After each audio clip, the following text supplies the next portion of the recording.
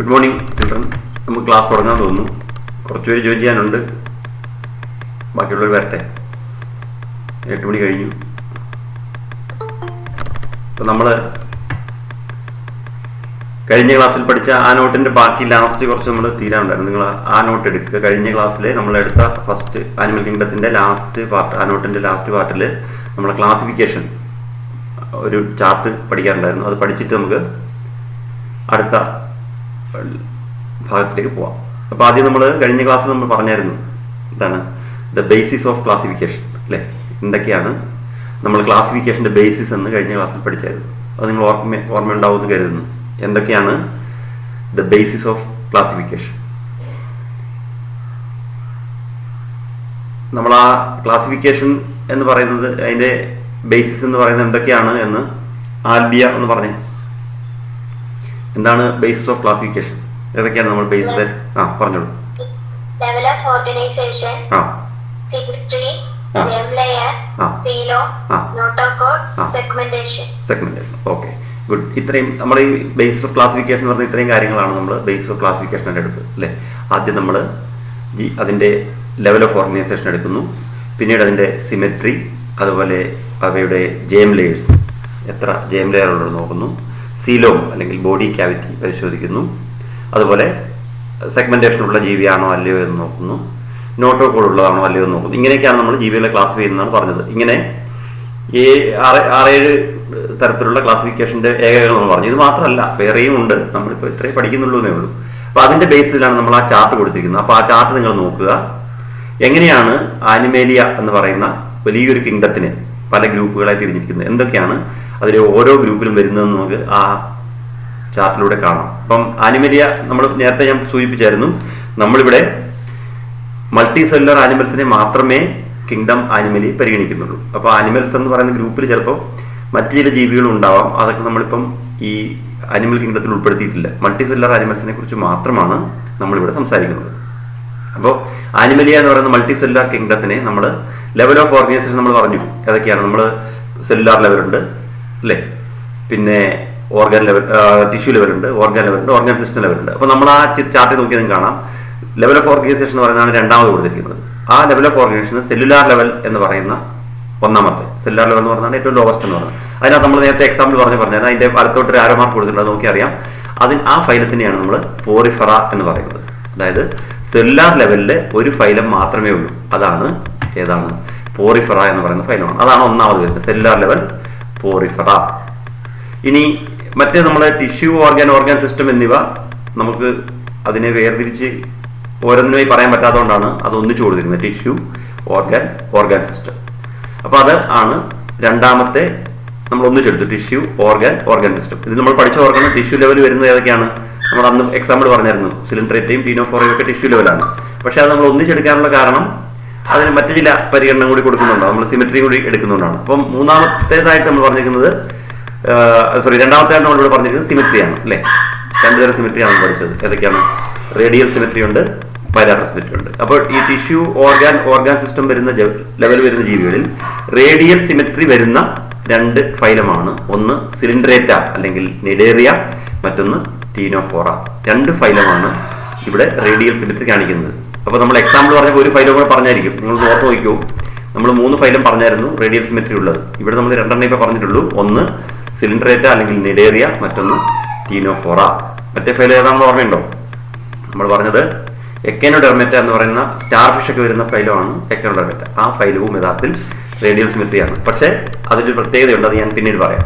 അപ്പോൾ റേഡിയൽ സിമെട്രിയിൽ ഇപ്പോൾ നമ്മൾ ഈ 2 ഫൈലം ഓർത്തിരിക്കുക. ഏതൊക്കെയാണ്? സിലിൻഡ്രേറ്റ അല്ലെങ്കിൽ നിഡേറിയ, അതുപോലെ ടീനോഫോറ.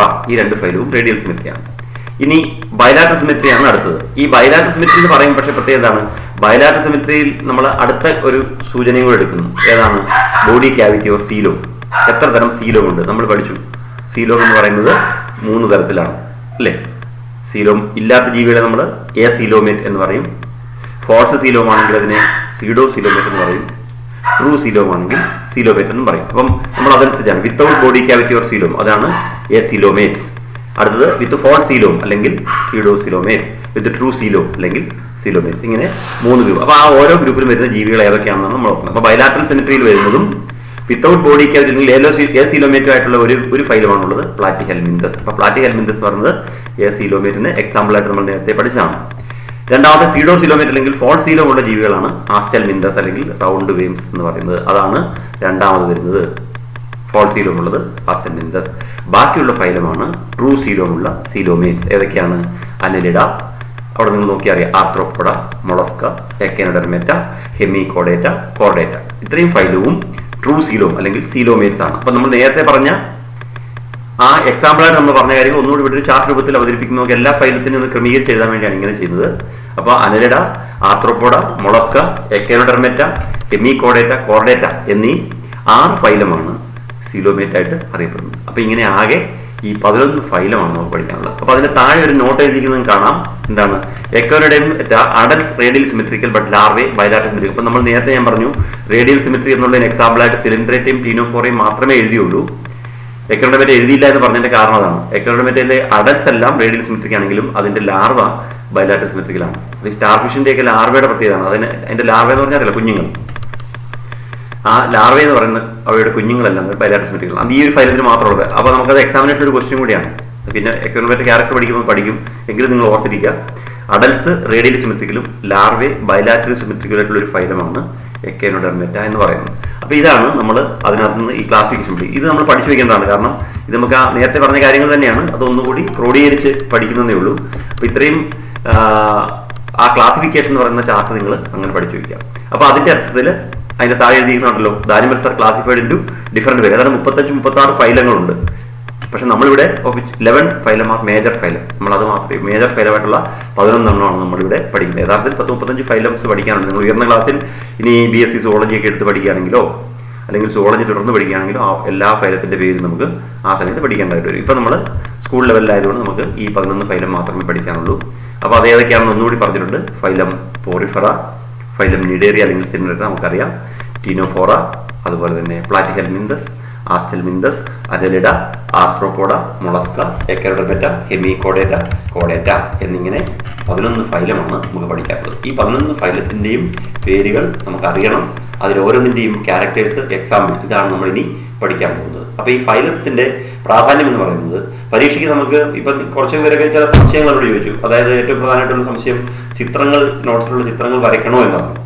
അപ്പൊ അത് ഒരു പ്രത്യേകത എന്ന് വെച്ചാൽ ചിത്രങ്ങൾ നമ്മൾ വരയ്ക്കണം. കാരണം ഇപ്പൊ നിങ്ങൾ കഴിഞ്ഞ വർഷത്തെ ഇപ്പൊ 2020 ക്വസ്റ്റ്യൻ പേപ്പർ ഇന്ന് ഞാൻ ഇട്ടിട്ടുണ്ട്. അവിടെ നിങ്ങൾ ആ ക്വസ്റ്റ്യൻ പേപ്പറിലൊക്കെ നമുക്ക് കഴിഞ്ഞാൽ അറിയാം. അപ്പോൾ ചിത്രങ്ങൾ പരീക്ഷയ്ക്ക് നമുക്ക് ചോദിക്കും. നിങ്ങൾക്ക് ഇപ്പോഴത്തെ പ്രത്യേകത എന്ന് വെച്ചാൽ പുതിയ സിസ്റ്റം അനുസരിച്ച് നിങ്ങൾ ചിത്രങ്ങളൊന്നും വരയ്ക്കേണ്ടി വരില്ല. നമ്മൾ പരീക്ഷയ്ക്ക് ചിത്രമൊന്നും വരയ്ക്കേണ്ട. പക്ഷേ ചിത്രങ്ങൾ ബയോളജിയിൽ, ബോട്ടണിയിൽ, സുവോളജിയിലായാലും ധാരാളം ചിത്രങ്ങൾ ക്വസ്റ്റ്യൻ പേപ്പറിൽ ഉണ്ടാവും. ആ ചിത്രങ്ങൾ ഐഡന്റിഫൈ ചെയ്യുക എന്നതാണ് നിങ്ങളുടെ പ്രത്യേകത. ഇപ്പം ഒരു ആനിമലിന്റെ ചിത്രം എന്നിട്ട് അത് ഏത് ആനിമൽ ആണെന്ന് ഐഡന്റിഫൈ ഒക്കെ ചോദിക്കും. കഴിഞ്ഞ വർഷത്തെ ക്വസ്റ്റ്യൻ പേപ്പറിലുണ്ട് അങ്ങനെ കുറെ ചോദ്യങ്ങളുണ്ട്. അത് ഞാൻ ആനിമൽ കിങ്ഡത്തിന്റെ ക്വസ്റ്റ്യൻ ഇനി അടുത്തായിട്ട് ഇടുമ്പോൾ നിങ്ങൾക്ക് കാണാം. അപ്പൊ അതിൽ നമ്മൾ നോക്കിക്കഴിഞ്ഞാൽ ഒരു ആനിമലിനെ തന്നിട്ട് അല്ലെങ്കിൽ ചെറിയ ജീവികളൊക്കെ തന്നിട്ട് അതിന്റെ ചിത്രം തന്നിട്ട് ടെക്സ്റ്റ് ബുക്കിലുള്ളതേ ചോദിക്കുള്ളൂ. പക്ഷെ ആ ചിത്രം തന്നിട്ട് നിങ്ങളോട് അത് ഏത് ജീവിയാണെന്ന് ഐഡന്റിഫൈ ചെയ്യാൻ ചോദിക്കുമ്പോൾ നമുക്ക് അറിയണമെങ്കിൽ സ്വാഭാവികമായിട്ട് നമ്മളത് വരച്ചു പഠിക്കുക, അല്ലെങ്കിൽ ടെക്സ്റ്റ് ബുക്കിലെ ചിത്രങ്ങൾ നന്നായി പഠിച്ചു വയ്ക്കുക വേണം. അല്ല ചിത്രം വരയ്ക്കാൻ പരീക്ഷയ്ക്ക് ഇപ്പൊ ചോദിക്കാറില്ല. അതുകൊണ്ട് അത് പ്രശ്നമില്ല. പക്ഷെ നിങ്ങൾക്ക് ഐഡന്റിഫൈ ചെയ്യാൻ അറിയണം. അതുകൊണ്ട് ചിത്രങ്ങൾ വരച്ചെടുക്കുന്നതാണ് നല്ലത്. അപ്പൊ ഇത്രയും കാര്യങ്ങളാണ് നമ്മൾ പ്രധാനമായിട്ട് പറഞ്ഞത്. അപ്പൊ ഈ 11 ഫൈലത്തിന്റെ പേര് ഒന്നുകൂടി പറയാം. പോറിഫെറ, നിഡേറിയ, ടീനോഫോറ, അത് കഴിഞ്ഞാൽ Platyhelminthes, Aschelminthes, Annelida, Arthropoda, Mollusca, Echinodermata, Hemichordata, Chordata എന്നിങ്ങനെയാണ് 11 ഫൈലം നമുക്ക് പഠിക്കാനുള്ളത്. ഈ 11 ഫൈലവും നമുക്ക് ആവശ്യമാണ്. ഇതും ഞാൻ പറഞ്ഞു 35 ഫൈലുകൾ ഉള്ളതിലാണ് നമ്മൾ ഈ 11 ഫൈൽ പഠിക്കുന്നത്. അതുകൊണ്ട് ഇതൊന്നും നമുക്ക് ഒഴിവാക്കാൻ പറ്റില്ല. ഓരോ ഫൈലത്തെ സംബന്ധിക്കും അതിന്റെ പ്രധാനപ്പെട്ട ചില ക്യാരക്ടേഴ്സും എക്സാമ്പിളുകളും നമ്മൾ അറിഞ്ഞിരിക്കണം. പിന്നെ ചിലപ്പോൾ പരീക്ഷയ്ക്ക് നമുക്ക് ഇപ്പൊ ഒരു ഫൈലത്തിന്റെ 2-3 ക്യാരക്ടേഴ്സ് തന്നിട്ട് അത് ഏത് ഫൈലമാണെന്ന് ഐഡന്റിഫൈ ചോദിക്കും. അപ്പൊ പല ക്യാരക്ടേഴ്സ് ഇപ്പൊ നമ്മളിപ്പോ പറഞ്ഞ ഉദാഹരണത്തിന് പറഞ്ഞാൽ നമ്മളിപ്പോ ഉദാഹരണത്തിന് ഒരു ഫൈലത്തിന്റെ ക്യാരക്ടർ, ചില ക്യാരക്ടേഴ്സ് ഒറ്റ കിട്ടിയാൽ തന്നെ നമുക്ക് ഏത് ഫൈലാണെന്ന് പറയാം. ഉദാഹരണത്തിന് ഇപ്പോൾ എ സീലോമേറ്റ് ആനിമൽസ് എന്ന് പറഞ്ഞാൽ നിങ്ങൾക്ക് അറിയാം. എ സീലോമേറ്റ് എന്ന് പറയുന്നത് ഒരു ഫൈലം മാത്രമേ ഉള്ളൂ. എ സീലോമേറ്റ് ഫൈലമായിട്ട് വരുന്നത് ശരിക്കും പ്ലാറ്റിഹെൽമിന്തസ് എന്ന് പറയുന്ന ഫൈലമാണ്. അപ്പൊ നമുക്ക് അത് അങ്ങനെ തന്നെ അറിയാം. അല്ലെങ്കിൽ സീഡോ സീലോമേറ്റ്സ് എന്ന് പറഞ്ഞ ഒരു ഫൈലേ ഉള്ളൂ. അപ്പൊ ഒരു ക്യാരക്ടർ കിട്ടിയാലും സീഡോ സീലോമേറ്റ് ഉള്ള ഒരു ഫൈലത്തിന്റെ പേര് എഴുതാൻ പറഞ്ഞാൽ നമുക്ക് ആസ്റ്റൽമിന്തസ് എന്ന് എഴുതാൻ വേണ്ടി പറ്റും. അല്ലെങ്കിൽ tissue level cellular level organisation ഫൈലത്തിന്റെ പേര് ചോദിച്ചാൽ പോറിഫെറ എന്ന് പറയുന്ന ഒറ്റയാണ്. ഇങ്ങനെയൊക്കെയുള്ളത് നമുക്ക് ചിലപ്പം പെട്ടെന്ന് കിട്ടും. പക്ഷേ മറ്റു ചില ഫൈലത്തിൽ നമുക്ക് അങ്ങനെ ഐഡന്റിഫൈ ചെയ്യാൻ പറ്റില്ല. കാരണം ഇപ്പം നമുക്കറിയാം, ഇപ്പൊ സീലോമിന്റെ കാര്യത്തിൽ നമ്മൾ പറഞ്ഞ 6 ഫൈലും സീലോമേറ്റ് ആണ്. അപ്പൊ അതിന്റെ സീലോമേറ്റ് എന്ന് മാത്രം പറഞ്ഞാൽ നമുക്ക് ഐഡന്റിഫൈ ചെയ്യാൻ പറ്റില്ല. അങ്ങനെയുള്ളപ്പോൾ നമ്മളെ മറ്റ് ക്യാരക്ടേഴ്സ് നോക്കേണ്ടി വരും. ഒരു ഫൈലത്തിന്റെ തന്നിരിക്കുന്ന ക്യാരക്ടേഴ്സ് അനുസരിച്ച് നോക്കിയിട്ട് ആ ഫൈലം ഏതാണെന്ന് തിരിച്ചറിയാൻ നമുക്ക് കഴിയണം. അപ്പൊ അതാണ് നമ്മൾ ഓരോ ഫൈലത്തെ കുറിച്ചും പഠിക്കുന്നത്. അപ്പൊ ഇത്രയും കാര്യങ്ങളാണ് നമ്മൾ ഈ ആദ്യം പറഞ്ഞ ഭാഗത്ത് പറഞ്ഞത്. അപ്പോൾ നിങ്ങൾ ചെയ്യേണ്ടത് ഒരു കാര്യം എന്താണെന്ന് വെച്ചാൽ, ഞാൻ 1-2 പേരോട് ചോദിക്കും, ഈ ഫൈലത്തിന്റെ എല്ലാം പേര് 1-2 പേരെന്ന് പറയും. നമുക്ക് ഒന്ന് ജസ്റ്റ് ഒന്ന് നിങ്ങളൊന്ന് ആ പേരുകൾ പഠിക്കാൻ വേണ്ടിയിട്ടാണ് 1-2 പേരോട് ഞാൻ ചോദിക്കാം. ഒന്ന് പേര് പറയാം. ട്രീസ എന്ന് പറയാമോ? ഏതൊക്കെയാണ് ആ ഫൈലത്തിന്റെ എല്ലാ പേരുകൾ?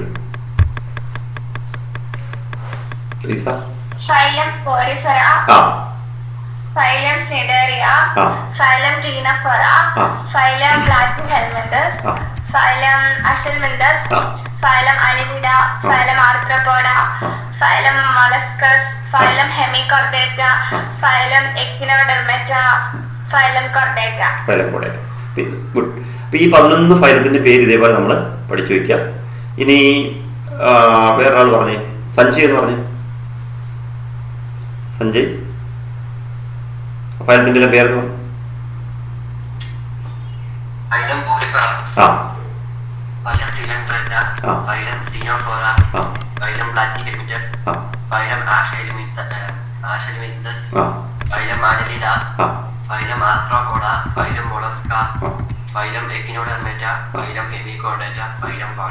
Okay, good. ആദർശ് എന്ന് പറഞ്ഞ. ആദർശ് പറയൂ. ഫൈലത്തിന്റെ എല്ലാം പേരെന്ന് പറയും. Phylum Cnidaria, phylum Ctenophora, phylum Platyhelminthes, phylum Aschelminthes, phylum Annelida, phylum Arthropoda, phylum Mollusca, phylum Echinodermata, phylum Hemichordata, phylum Chordata. Okay, good. Ansiya. Phylum Porifera, phylum Cnidaria, phylum Ctenophora, phylum Platyhelminthes, phylum Aschelminthes, phylum Annelida, phylum Arthropoda, phylum Mollusca, phylum Echinodermata, phylum Hemichordata, phylum Chordata. Okay, good. Shifana. Shifana പറയൂ. Phylum Porifera, phylum Cnidaria, phylum Ctenophora, phylum Platyhelminthes, phylum Aschelminthes, phylum Annelida, phylum Arthropoda, phylum Mollusca, phylum Echinodermata, phylum Hemichordata, phylum Chordata. Okay, good. Krishnapriya. Krishnapriya അല്ലേ? Krishnapriya. Phylum Chordata Porifera, phylum Cnidaria, phylum Ctenophora, phylum Platyhelminthes, phylum Aschelminthes, phylum Annelida, phylum Arthropoda, phylum Mollusca, phylum Echinodermata, phylum Hemichordata, phylum Chordata. Okay, good. Jijo. Jijo Joseph.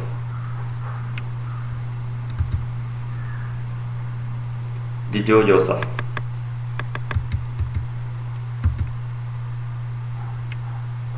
Jijo ഇല്ല. Jijo Joseph. Jijo Joseph.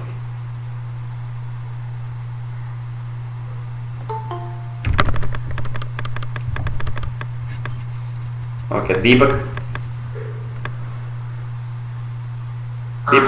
പറയൂ. ഫൈലത്തിന്റെ എല്ലാം പേര് പറയൂ. Phylum phylum Cnidaria, phylum Ctenophora, phylum Platyhelminthes, phylum Aschelminthes, phylum Annelida, phylum Arthropoda, phylum Mollusca, phylum Echinodermata, phylum Hemichordata, phylum Chordata. Okay, good. Ahammed Takseer. Ahammed തക്സീർ.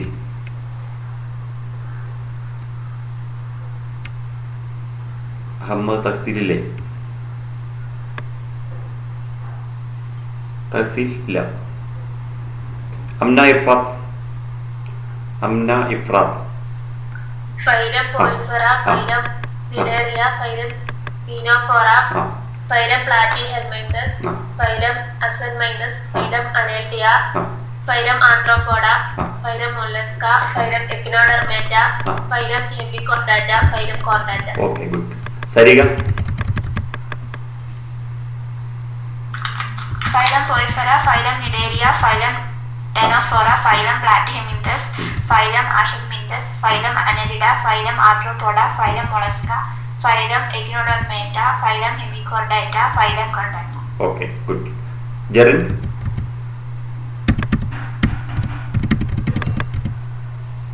Jerin ഉണ്ടോ? ജെറിൻ പറയൂ. പറയൂ.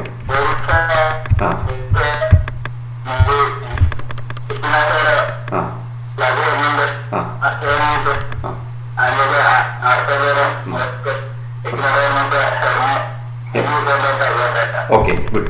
അപ്പൊ ഇത് നിങ്ങൾക്ക് ഒരു ഏകദേശം മനസ്സിലായിട്ടുണ്ടാവും തോന്നുന്നു. നമുക്ക് ഇത്രയും ഈ 11 ഫയലുമാണ് നമുക്ക് പഠിക്കാനുള്ളത്. ഇനി നമുക്ക് ക്ലാസ്സിലേക്ക് വരാം. അപ്പൊ ഇനി നിങ്ങൾ ചെയ്യേണ്ടത് രണ്ടാമത്തെ ക്ലാസ് 2 എന്ന് എഴുതിയത് എടുക്കുക. നോട്ടിൽ രണ്ടാമത്തെ നിങ്ങൾ നോട്ടിൽ എഴുതിയിട്ടുണ്ടല്ലോ, അല്ലെങ്കിൽ ഇനി പേരോടെയാണ് നോക്കുന്നതെങ്കിൽ ആ ഭാഗം എടുക്കുക, അല്ലെങ്കിൽ ടെക്സ്റ്റ് ബുക്കിലെ അതിന് ശേഷമുള്ള ഭാഗം എടുക്കുക. ഫൈലം പോറിഫറയാണ് നമുക്ക് ആദ്യം പഠിക്കാനുള്ളത്. ആ ഫൈലം പോറിഫറ എന്ന ഭാഗം നോക്കുക. അപ്പോൾ നമ്മളിപ്പം പറഞ്ഞത് വെച്ചിട്ട് ഇനി നമ്മൾ ഓർത്തിരിക്കേണ്ട ഇത്രയും കാര്യങ്ങളാണ്. നമുക്ക് ഓരോ ഫൈലവും പഠിക്കുമ്പോൾ ആ ഫൈലം അതിൻ്റെ പ്രധാനപ്പെട്ട ക്യാരക്ടേഴ്സും എക്സാമ്പിളുകളും അതുപോലെ അതിനകത്ത് നിന്ന് പ്രധാനപ്പെട്ട എന്തെങ്കിലും പ്രത്യേകത ഉണ്ടെങ്കിൽ അതാണ് നമ്മൾ പ്രധാനമായിട്ട് നോട്ട് ചെയ്തത്. ഇപ്പം എല്ലാ ക്യാരക്ടേഴ്സും നമുക്ക് എല്ലാ ഫയലത്തിനെയും പഠിച്ചു വെക്കാൻ പറ്റില്ല, കാരണം കുറേ ക്യാരക്ടേഴ്സ് കോമൺ ആയിരിക്കും. പക്ഷേ നമ്മൾ ഞാൻ നേരത്തെ പറഞ്ഞ ഒരു ഫയലത്തിനെ ഐഡന്റിഫൈ ചെയ്യാൻ വേണ്ടി അതിന് ചില ക്യാരക്ടേഴ്സ് ഉണ്ടാവും. ആ ക്യാരക്ടേഴ്സ് എന്തായാലും നമ്മൾ അറിഞ്ഞിരിക്കണം. അത് ഉപയോഗിച്ചുകൊണ്ടാണ് നമുക്ക് ആ ഫയലത്തിനെ ഐഡന്റിഫൈ, അതാണ് നമുക്ക് എക്സാമിനേഷൻ ഇമ്പോർട്ടൻ്റ് ആയിട്ടുള്ളത്. അപ്പോൾ ഒന്നാമത്തെ ഫയലായിട്ട് നമുക്ക് പഠിക്കാനുള്ളത് ഫൈലം പോറിഫറയാണ്. അതിനെ നമ്മൾ നേരത്തെ തന്നെ പറഞ്ഞായിരുന്നു. പോറിഫറ എന്ന് പറഞ്ഞാൽ സെല്ലുലാർ ലെവലിലുള്ള ഏറ്റവും ലോവസ്റ്റ് ഫൈലാണ്, പ്രിമിറ്റീവ് ഫൈലാണ്. അപ്പോൾ അതിനകത്ത് പ്രത്യേകിച്ച് ദേ are commonly known as sponges. അവയെ നമ്മൾ സ്പോഞ്ചസ് എന്നാണ് പറയുക. അവയുടെ പ്രത്യേകതയാണ് അവ സ്പോഞ്ചാണ്. നിങ്ങൾ അതിന്റെ വലതുവശത്ത് കൊടുത്തിരുന്ന ചിത്രം നോക്കുക. ആ ചിത്രത്തിൽ നോക്കിയാൽ നിങ്ങൾക്ക് അറിയാം എന്തുകൊണ്ടാണ് അവയെ സ്പോഞ്ചസ് എന്ന് വിളിക്കുന്നത്. സ്പോഞ്ച് എന്ന് പറഞ്ഞാൽ നമുക്കറിയാലോ എന്താണ് അതിന്റെ പ്രത്യേകത. നിറയെ ഹോൾസ് അല്ലെ, ശരീരത്തിൽ മുഴുവൻ ഹോൾസ് ഉള്ള ജീവികളാണ് അവ. അവയുടെ ചിത്രം കാണുമ്പോൾ അറിയാം, എല്ലാ ചിത്രത്തിൽ നിന്നും കാണാം അതിനകത്ത് നിറയെ ഹോൾസ് ഉണ്ട് അല്ലെ, ശരീരം മുഴുവൻ സുഷിരങ്ങളാണ്. അങ്ങനെയുള്ള ജീവികളെ ആയതുകൊണ്ടാണ് അതിനെ നമ്മൾ സ്പോഞ്ച് എന്ന പേരിൽ പറയുന്നത്.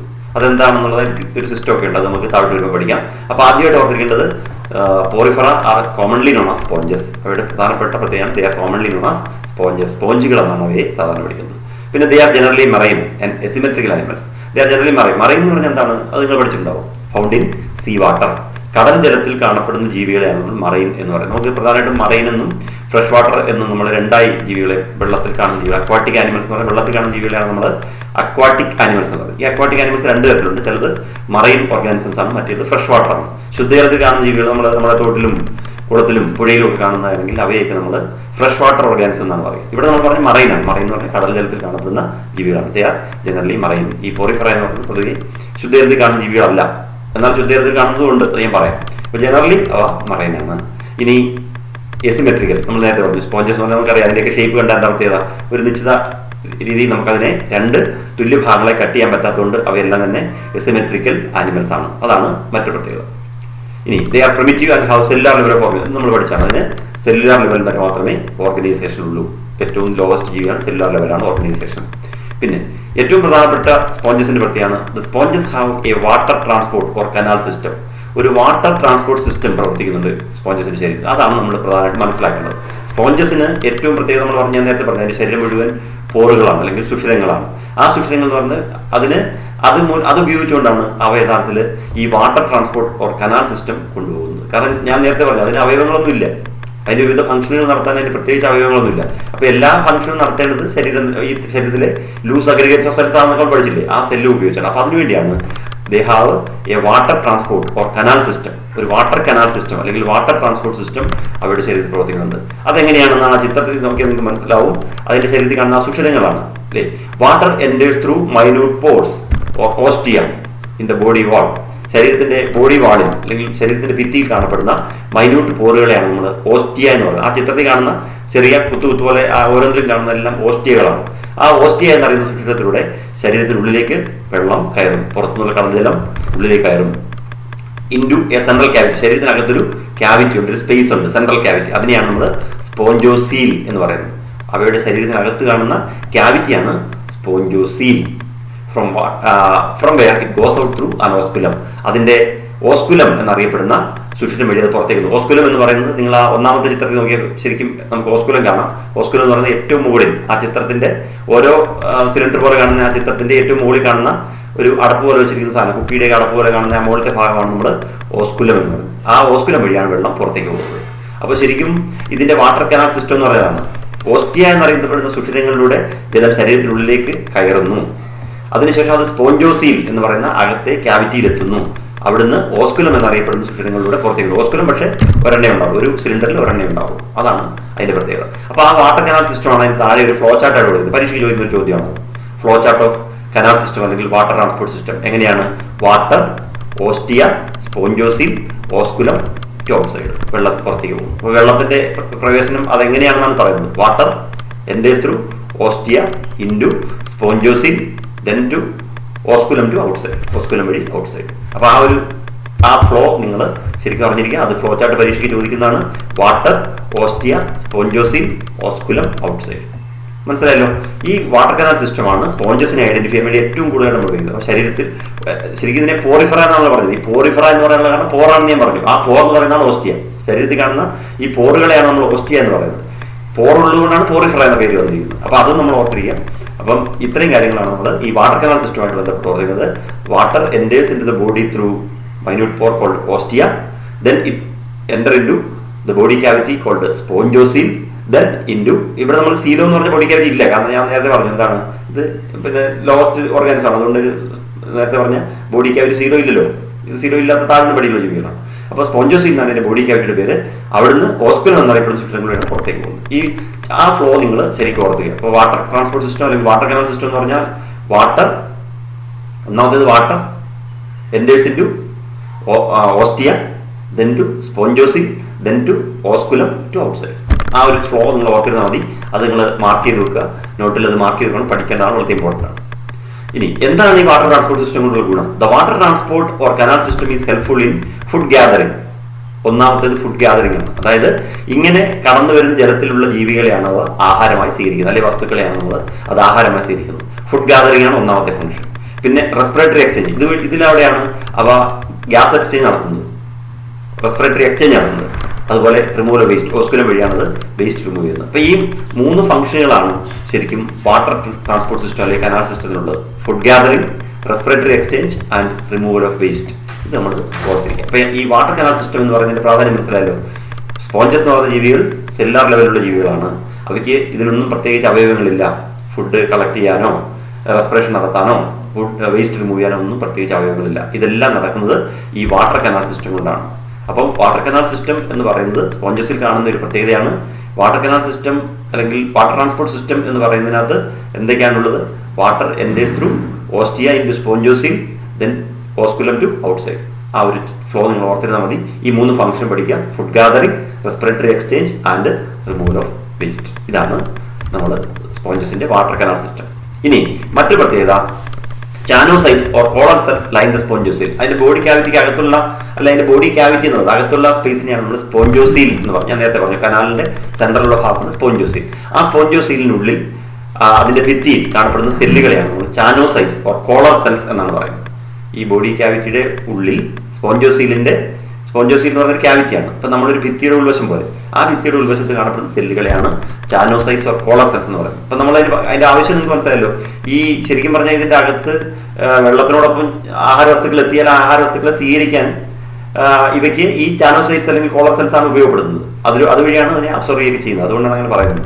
അപ്പൊ ചാനോസൈറ്റ്സ് അല്ലെങ്കിൽ കോളർ സെൽസ് ആണ് അതിന്റെ സ്പോഞ്ചോസീൽ ലൈനിങ്ങിലെ സെല്ലുകളുടെ പേരാണ്. സ്പോഞ്ചോസീലിന്റെ അതായത് പോറിഫറയുടെ ഉള്ളിൽ കാണപ്പെടുന്ന ക്യാവിറ്റിയാണ് സ്പോഞ്ചോസീൽ. അതിനെ ലൈൻ ചെയ്യുന്ന സെല്ലുകളാണ് ഈ കോളർ സെൽസ് അല്ലെങ്കിൽ ചാനോസൈറ്റ്സ് എന്ന് പറയുന്നത്. പിന്നെ ഡൈജഷൻ ഈസ് ഇൻട്രാസെല്ലുലാർ ഡൈജഷൻ ആണ്. നമ്മൾ സെല്ലാണ് ഡൈജഷൻ വേണ്ടി ഉപയോഗപ്പെടുത്തുന്നത്. അതൊന്നും വലിയ പ്രാധാന്യമുള്ളതല്ല. The body is supported by skeleton made up of spicules or spongin fibres. അവയുടെ ബോഡി നല്ല ഉറപ്പുള്ള ബോഡിയാണ്. താഴ്ന്ന ബോഡിയിൽ സെല്ലുലാർ ലെവലാണെന്ന് പറഞ്ഞാലും അതിന്റെ ഒരു സ്കെൽട്ടൻ ഉണ്ട്. പക്ഷേ നമ്മൾ വിചാരിക്കുന്നത് നമ്മുടെ ശരീരത്തിനകത്ത് കാണുന്ന അകത്തെ സ്കെൽട്ടൻ അല്ല, ഇതൊക്കെ പുറത്തെ സ്കെൽട്ടനാണ്. പുറമെയാണ് ഉറപ്പുള്ളത്. നമ്മുടെ ശരീരത്തിന് പുറമെ നമുക്ക് സ്കിന്നും മാംസവും ഒക്കെയാണ്. ഇവയ്ക്ക് അങ്ങനെയല്ല.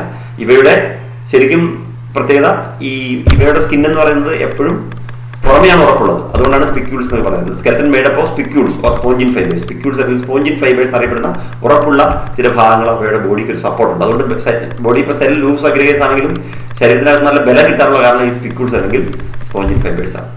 പിന്നെ മറ്റൊരു പ്രത്യേകത, സെക്സസ് ആർ നോട്ട് സെപ്പറേറ്റ്, അല്ലെങ്കിൽ ഹെർമാഫ്രൊഡൈറ്റുകൾ എന്നാണ് എഴുതുന്നത്. എന്ന് പറഞ്ഞാൽ എന്താ? Sexes are not separate, sex separate അല്ല എന്ന് പറഞ്ഞാൽ മെയിൽ ഫീമെയിൽ ജീവികൾ തമ്മിൽ വ്യത്യാസം. ഒരു ജീവി തന്നെയാണ് മെയിൽ ഓർഗനും ഫീമെയിൽ ഓർഗനും ഉള്ളത്. അതുകൊണ്ട് അങ്ങനെയുള്ള ജീവികളെയാണ് നമ്മൾ ഹെർമാഫ്രൊഡൈറ്റ് എന്ന് പറയുന്നത്. Eggs and sperms are produced by the same individual. സ്പേമും ഓവും പ്രൊഡ്യൂസ് ചെയ്യുന്നത്, എഗ്ഗും സ്പേമും പ്രൊഡ്യൂസ് ചെയ്യുന്നത് ഒരു ജീവി തന്നെയാണ്. അങ്ങനെയുള്ള ജീവികൾ നമ്മൾ പറഞ്ഞ പേരാണ് ഹെർമാഫ്രൊഡൈറ്റ്. അപ്പൊ സ്പോഞ്ച് ഒരു ഹെർമാഫ്രൊഡൈറ്റ് ആണ്. മനസ്സിലായല്ലോ? ഹെർമാഫ്രൊഡൈറ്റ് എന്ന് പറയുന്നത് sexes are not separate, sex separate അല്ല. മെയിലും ഫീമെയിലും വേറെ വേറെ ജീവികളില്ല. ഒരു ജീവിയിൽ തന്നെ മെയിൽ ഓർഗനും ഫീമെയിൽ ഓർഗനും കാണുന്നു. അങ്ങനെയുള്ള ജീവികളെയാണ് നമ്മൾ ഹെർമാഫ്രൊഡൈറ്റുകൾ എന്ന് പറയുന്നത്. ഹെർമാഫ്രൊഡൈറ്റ് നമ്മൾ പറയത്തില്ല, നപുംസകം നമ്മൾ പറയാം, മലയാളത്തിൽ പറയും. അത് നമുക്ക് ഇവിടെ ഹെർമാഫ്രൊഡൈറ്റ് എന്ന പേര് നിങ്ങൾ പഠിച്ചാൽ മതി. ഈ ഹെർമാഫ്രൊഡൈറ്റുള്ള ജീവികളാണ്, അവയാണ് സ്പേമും എഗ്ഗും പ്രൊഡ്യൂസ് ചെയ്യുന്ന ഒരേ ജീവി തന്നെയാണെങ്കിൽ അതിനെയാണ് നമ്മൾ ഹെർമാഫ്രൊഡൈറ്റ് എന്ന് പറയുന്നത്. Eggs and sperms are produced by the same individual. ഒരു ജീവി തന്നെ സ്പേമും എഗ്ഗും പ്രൊഡ്യൂസ് ചെയ്യുകയാണെങ്കിൽ അത്ര ജീവികളെ ഹെർമാഫ്രൊഡൈറ്റ് എന്ന് പറയുന്നു. സ്പോഞ്ചസ് ഹെർമാഫ്രൊഡൈറ്റിൽ വരുന്ന ഒരു ജീവിയാണ്, അതൊരു ഹെർമാഫ്രൊഡൈറ്റ് ആണ്. ഇനി sponges reproduce asexually by fragmentation. Asexual reproduction നമ്മൾ പറഞ്ഞ രണ്ട് തരത്തിൽ റീപ്രൊഡക്ഷൻ നിങ്ങൾ സ്കൂളിൽ പഠിച്ചിട്ടുണ്ട്. അസെക്ഷൽ റീപ്രൊഡക്ഷൻ അല്ലെങ്കിൽ അലൈംഗിക പ്രത്യുൽപാദനം, സെക്ഷൽ റീപ്രൊഡക്ഷൻ അല്ലെങ്കിൽ ലൈംഗിക പ്രത്യുൽപാദനം. അലൈംഗിക പ്രത്യുൽപാദനത്തിന് എന്താണ് പ്രത്യേകത? അതിൽ ശരീരഭാഗങ്ങൾ തന്നെ റീപ്രൊഡക്ഷൻ ഉപയോഗിക്കുകയാണ്. ഒരിക്കലും അതിനകത്ത് സ്പേമും ഓവും ഉണ്ടാവുന്നില്ല, അല്ലെങ്കിൽ പുംബീജം അണ്ടോ ഉണ്ടാവുന്നില്ല. നേരെ മറിച്ച് സെക്ഷൽ റീപ്രൊഡക്ഷൻ ആണെങ്കിൽ പുംബീജം അണ്ടോ സംയോജിച്ചിട്ടാണ് പുതിയ ജീവി ഉണ്ടാവുക. അതിനെയാണ് നമ്മൾ സെക്ഷൽ റീപ്രൊഡക്ഷൻ അല്ലെങ്കിൽ ലൈംഗിക പ്രത്യുൽപാദനം. ഇവിടെ രണ്ടുമുണ്ട്. ഇവയുടെ sponges reproduce asexually by fragmentation and sexually by formation of gametes. രണ്ടുമുണ്ട്. ഗ്യാമേറ്റ്സ് ഉണ്ടാവുന്നുണ്ട്, സ്പേമോ ഉണ്ടാവും ചിലതിൽ. അപ്പോൾ അത് സെക്ഷൽ റീപ്രൊഡക്ഷൻ. അസെക്ഷൽ റീപ്രൊഡക്ഷൻ ആണ് ഫ്രാഗ്മെന്റേഷൻ. ഫ്രാഗ്മെന്റേഷൻ എന്ന് പറഞ്ഞാൽ ഈ ശരീരം മുറിയുന്ന ഭാഗം പുതിയ ജീവിയെ തീരുക, അതാണ് ഫ്രാഗ്മെന്റേഷൻ എന്ന് പറയുന്നത്. ഒരു വർഷം മുറിഞ്ഞു പോയി കഴിയുമ്പോൾ അതൊരു പുതിയ ജീവിയായി ഫ്രാഗ്മെന്റ് ചെയ്തിട്ട് പുതിയ ജീവി ഉണ്ടാവും, അതാണ് റീപ്രൊഡക്ഷൻ. പിന്നെ fertilisation is internal. Fertilisation internal ആണ്. ബീജസംയോഗം നടക്കുന്നത് ശരീരത്തിനുള്ളിലാണ്. And development is indirect, having a larval stage which is morphologically distinct from the adult. അതിനൊരു ലാർവൽ സ്റ്റേജ് ഉണ്ട്. എഗ് എന്ന് പറഞ്ഞാൽ ലാർവയാണ്. ഈ ലാർവ എന്ന് പറഞ്ഞാൽ നിങ്ങൾക്ക് അറിയാലോ, ലാർവ എന്ന് പറഞ്ഞാൽ ശരിക്കും ഇപ്പം മനുഷ്യന്റെ കുഞ്ഞിന് നമ്മൾ ലാർവ എന്ന് പറയത്തില്ല. കാരണം എന്താണ്? നമ്മുടെ കുഞ്ഞുങ്ങൾ നമ്മളെ പോലെ തന്നെയാണ് ഇരിക്കുന്നത്. നമ്മളിൽ നിന്ന് മോർഫോളജിക്കലി ഡിസ്റ്റിങ്ക്ട് അല്ല. ഒരു ജീവിയുടെ കുഞ്ഞുങ്ങൾ അതിന്റെ അഡൽട്ടിൽ നിന്ന് വ്യത്യസ്തമാണെങ്കിൽ അതിനെയാണ് നമ്മൾ ലാർവ എന്ന് പറയുന്നത്. ഇപ്പം നിങ്ങൾ പഠിക്കുന്നുണ്ടാവും, തവളയുടെ ലാർവയെ നമ്മൾ ടാഡ്പോൾ അല്ലെങ്കിൽ വാൽമാക്രി എന്നാണ് പറയുന്നത് അല്ലെ. തവളയുടെ കുഞ്ഞുങ്ങളെ കേട്ടിട്ടുണ്ടല്ലോ, വാൽമാക്രി എന്ന് പറയുന്നത് അല്ലെങ്കിൽ ടാഡ്പോൾ എന്ന് പറയുന്നത്. അതിന്റെ പ്രത്യേകത എന്താ? അത് തവളയിൽ നിന്ന് തികച്ചും വ്യത്യസ്തമാണ്. വാലും ഒക്കെ ഉണ്ട് അതിന്. തവളയ്ക്ക് വാലില്ല, പക്ഷെ വാൽമാക്രിക്ക് വാലൊക്കെ ഉണ്ട്. അപ്പൊ അതിന്റെ അഡൽട്ടിൽ നിന്ന് വ്യത്യസ്തമാകുമ്പോൾ അതിനെയാണ് നമ്മൾ ലാർവ എന്ന് പറയുന്നത്. അത് മറ്റു ജീവികളിൽ ചിലപ്പം ഇപ്പോൾ ഉദാഹരണത്തിന് കോക്രോച്ചിന്റെ ഒക്കെ കുഞ്ഞുങ്ങൾ ഉണ്ടാവും, പാറ്റ കുഞ്ഞുങ്ങൾ, പാറ്റ ചിറയില്ലാത്ത പാറ്റ കണ്ടിട്ടുണ്ട്. അതൊക്കെ പാറ്റയുടെ കുഞ്ഞുങ്ങളാണ്. അതിന് നമ്മൾ ലാർവ എന്ന് പറയില്ല. അത് പാറ്റയെ പോലെ തന്നെയാണ് ഇരിക്കുന്നത്, ചിറകിൽ നിന്നേ ഉള്ളൂ. അതിന്റെ ശരീരത്തിന് മൊത്തം ഡെവലപ്മെന്റ് ആയിട്ടുള്ളതേ ഉള്ളൂ. അങ്ങനെയുള്ളതിനെ നമ്മൾ നിംഫ് എന്നൊക്കെയാണ് പറയുന്നത്. അപ്പൊ ഇങ്ങനെ ഓരോ ജീവികൾക്ക് ഓരോ പേരുണ്ട്. ഇപ്പൊ ലാർവ, ഇവയ്ക്ക് ലാർവയാണുള്ളത്. ഈ ലാർവ എന്ന് പറയുന്നത് morphological distinct from the adult നിന്ന് വ്യത്യസ്തമാണ്. അത്രയാണ് അതിന്റെ ക്യാരക്ടർ. ഇത്രയും ക്യാരക്ടേഴ്സ് ആണ് ഇതിനുള്ളത്. 3 എക്സാമ്പിൾ ആണ് നമുക്ക് ഈ ഇതിനകത്ത് പഠിക്കുന്നത്. ചിത്രത്തിൽ 3 കൊടുത്തിട്ടുണ്ട്. ഒന്നാമത്തെ സൈക്കൺ അല്ലെങ്കിൽ സ്കൈഫ എന്ന് പറയുന്നതാണ് ഒന്നാമത്തെ എക്സാമ്പിൾ. സൈക്കൺ അല്ലെങ്കിൽ സ്കൈഫ. രണ്ടാമത്തെയാണ് സ്പോഞ്ചില. സ്പോഞ്ചില എന്ന് പറഞ്ഞ പ്രശ്നം പ്രത്യേകം ഞാൻ നേരത്തെ പറഞ്ഞത് മറൈൻ ആണെന്ന് പറഞ്ഞെങ്കിലും സ്പോഞ്ചില ഒരു ഫ്രഷ് വാട്ടർ സ്പോഞ്ചാണ്. സ്പോഞ്ചില ഒരു ഫ്രഷ് വാട്ടർ സ്പോഞ്ചാണ്. അവിടെ സ്പോഞ്ചിലൊരു ചിത്രം കൊടുത്തിട്ടുണ്ട്. അത് ഫ്രഷ് വാട്ടറിൽ കാണുന്ന ഒരു സ്പോഞ്ചാണ്. പിന്നെ യൂസ്പോഞ്ചിയ എന്ന് പറഞ്ഞാൽ അതിന്റെ ഷേപ്പ് കണ്ടറിയാം. ബാത്ത് സ്പോഞ്ച് എന്നാണ്. ബാത്ത് സ്പോഞ്ച് എന്ന് പറഞ്ഞാൽ നമ്മൾ ശരീരം തേക്കാനൊക്കെ ഉപയോഗിക്കുന്ന ഈ സാധനമില്ലേ, ഈ കുളിക്കുമ്പോൾ തേക്കാൻ വേണ്ടി ഉപയോഗിക്കുന്ന റൗണ്ടിലേക്ക് സാധനങ്ങൾ അതുപോലെ ഇരിക്കും കണ്ടാൽ. കാരണം അതിന്റെ ആ നൂല് ഇങ്ങനെ അതിനകത്ത് ധാരാളം ദ്വാരങ്ങളുണ്ടല്ലോ, ആ ദ്വാരങ്ങൾ പോലെ ആ സാധനം. അതുകൊണ്ട് അതിനെ ബാത്ത് സ്പോഞ്ച് എന്ന് പറയും. അതാണ് യൂസ്പോഞ്ചിയ. അപ്പൊ ഈ ചിലപ്പോൾ ഈ എക്സാമ്പിൾ പരീക്ഷ ചോദിക്കാറുണ്ട്, name A fresh water sponge എന്നൊക്കെ ചോദിക്കും. ഫ്രഷ് വാട്ടർ സ്പോഞ്ച് പറഞ്ഞാലേ ഉള്ളൂ സ്പോഞ്ചിൽ, അതുകൊണ്ട് അത് ചിലപ്പോൾ ചോദിക്കും. അപ്പം ഫ്രഷ് വാട്ടർ സ്പോഞ്ചിന്റെ എക്സാമ്പിളാണ് സ്പോഞ്ചില്. ഇത്രയും കാര്യങ്ങൾ നമ്മൾ പോറിഫെറയെ പഠിക്കണം. അപ്പൊ ഇതിൽ നിങ്ങൾ പ്രധാനമായിട്ട് നോക്കുക, നിങ്ങൾ നോട്ട് ചെയ്ത് പഠിക്കേണ്ട ചില ക്യാരക്ടേഴ്സ് ഉണ്ട്. അതായത് പോറിഫെറ എന്ന് പറയുന്ന ഫൈലത്തെ കുറിച്ച് നമ്മൾ പഠിക്കുമ്പോൾ പ്രധാനമായും നമ്മൾ നോട്ട് ചെയ്ത് പഠിക്കേണ്ട ചില ക്യാരക്ടേഴ്സ് ആണ്. ഒന്ന്, അതിന്റെ ആദ്യം കൊടുത്തിരിക്കുന്ന കോമൺലി നോൺ സ്പോഞ്ചസ് എന്ന് പഠിക്കണം. പിന്നെ അവരുടെ വാട്ടർ ട്രാൻസ്പോർട്ട് സിസ്റ്റം, ആ വാട്ടർ ട്രാൻസ്പോർട്ട് സിസ്റ്റത്തിന്റെ ആ ഫ്ലോ ചാർട്ട് പഠിക്കണം. 3 ഫംഗ്ഷനും പഠിക്കണം. പിന്നെ സ്പോഞ്ചസിൽ ലൈൻ ചെയ്യുന്ന സെല്ലുകളുടെ പേര് ചാനോസൈറ്റ്സ് അല്ലെങ്കിൽ കോളർ സെൽസ് എന്നുള്ളതും പഠിക്കുക. പിന്നെ ഈ 3 എക്സാമ്പിൾ ശരിക്കും പറഞ്ഞാൽ ഇതിനകത്ത് അത്രയും മതി. ബാക്കിയുള്ള ക്യാരക്ടേഴ്സ് വായിക്കേണ്ടതല്ല, വായിക്കണം. പക്ഷെ പരീക്ഷയ്ക്ക് വേണ്ടി നമുക്ക് പഠിക്കേണ്ടത് ഈ പ്രധാനപ്പെട്ട ഈ 3-4 ക്യാരക്ടേഴ്സാണ്. ഒന്ന്, പോറിഫെറയുടെ വേറെ പേരാണ് സ്പോഞ്ചസ് എന്നുള്ളത്. പിന്നെ അതിന്റെ കനാൽ സിസ്റ്റം എന്ന് പറയുന്നത് water enter into the body from outside through ostia into spongocoel then goes outside through osculum. അത്രയും കാര്യങ്ങൾ. അപ്പോൾ ആ വാട്ടറിന്റെ ആ ഫ്ലോ ചാർട്ട് പഠിക്കുക. പിന്നെ അതിന്റെ ഫംഗ്ഷൻ 3 ഫംഗ്ഷനാണ്: food gathering, respiratory exchange and removal of waste. ഈ 3 ക്യാരക്ടർ പഠിച്ചാൽ അതായി. പിന്നെ നമ്മൾ പറഞ്ഞ ഈ അതിന്റെ spongocoel is lined by choanocytes or collar cells. ഇത്രയും കാര്യങ്ങൾ പഠിച്ചാൽ നമുക്ക് ഈ സ്പോഞ്ചസിന് പരീക്ഷയ്ക്ക് ചോദിക്കുന്ന ചോദ്യങ്ങൾ അത്രയൊക്കെ ഉണ്ടാവുള്ളൂ. പിന്നെ ഈ ഹെർമാഫ്രോഡൈറ്റ് എന്നൊക്കെ ഉള്ളത് എന്താണെന്ന് മനസ്സിലാക്കുക. അത് ഇത് മാത്രമല്ല, ഹെർമാഫ്രോഡൈറ്റുള്ള വേറെ ജീവികളുണ്ട്, അതുകൊണ്ട് അതിന് അത്ര രീതി പ്രാധാന്യമില്ല. പക്ഷേ ഹെർമാഫ്രോഡൈറ്റ് എന്ന് പറഞ്ഞാൽ നിങ്ങൾ ഓർത്തിരിക്കുക, സെക്സ് ആർ നോട്ട് സെപ്പറേറ്റ്. അത് അതിൻ്റെ ഒരു എക്സാമ്പിളാണ് ഫൈലം. ഇനിയുണ്ട് നമ്മൾ പ്ലാറ്റിഹെൽമിൻസിലേക്ക് വരുന്നുണ്ട് ഹെർമാഫ്രോഡൈറ്റുകൾ. മെയിൽ ഫീമെയിൽ ജീവികൾ വ്യത്യാസമില്ലാത്ത ചില ജീവികൾ വേറെയും ഉണ്ട്. അപ്പോൾ അത് ഉയർന്ന ജീവികളുടെ കുറച്ചുകൂടി പ്രാധാന്യമുണ്ട്. ഇവിടെ നമുക്ക് അത് വലിയ പ്രാധാന്യമൊന്നുമില്ല. പക്ഷേ ഈ 3 എക്സാമ്പിളുകളും നിങ്ങൾ പഠിച്ചു വയ്ക്കണം. 3 എക്സാമ്പിൾ നമുക്ക് പഠിക്കുക: സൈക്കൺ, സ്പോഞ്ച്, സ്പോഞ്ചില. ഈ 3 എക്സാമ്പിൾ പഠിക്കുക. അതിൽ ഫ്രഷ് വാട്ടർ സ്പോഞ്ചായിട്ട് അറിയപ്പെടുന്നത് സ്പോഞ്ചിലയാണെന്ന് ഓർത്തിരിക്കുക. ബാത്ത് സ്പോഞ്ചാണ് സ്പോഞ്ച്. ഇത്രയും കാര്യങ്ങൾ പഠിച്ചാൽ നമ്മുടെ 1ാമത്തെ ഫൈലമായ പോറിഫറയെ കുറിച്ച് നമുക്ക് ഇത്രയും കാര്യങ്ങൾ മനസ്സിലാക്കാൻ പറ്റും. ഇനി ഞാൻ 1-2 പേരോട് അതിനെക്കുറിച്ച് നിങ്ങൾ എത്ര മനസ്സിലാക്കിയെന്ന് അറിയാൻ വേണ്ടി ജസ്റ്റ് ഒന്ന് ചോദിക്കട്ടെ. ആദ്യം നമ്മൾ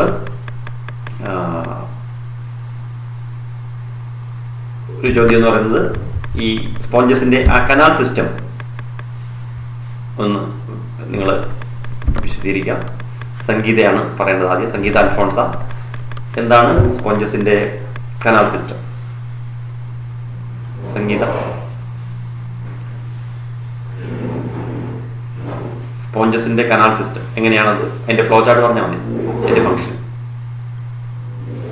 സംഗീതയില്ലേ പറയൂ. എങ്ങനെയാണ് വാട്ടർ ഫ്ലോ ചെയ്യുന്നത്? ആ ഒരു ഫ്ലോ ചാർട്ട് പറഞ്ഞേ.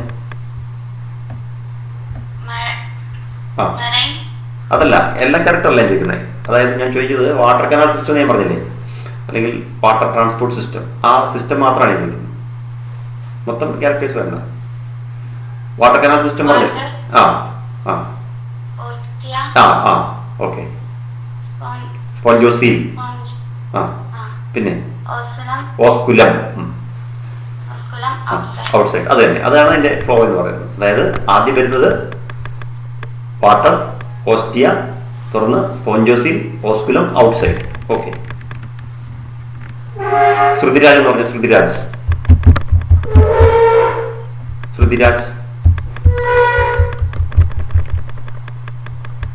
ശ്രുതിരാജില്ലേ ആ ഫ്ലോ എന്ന് പറഞ്ഞു.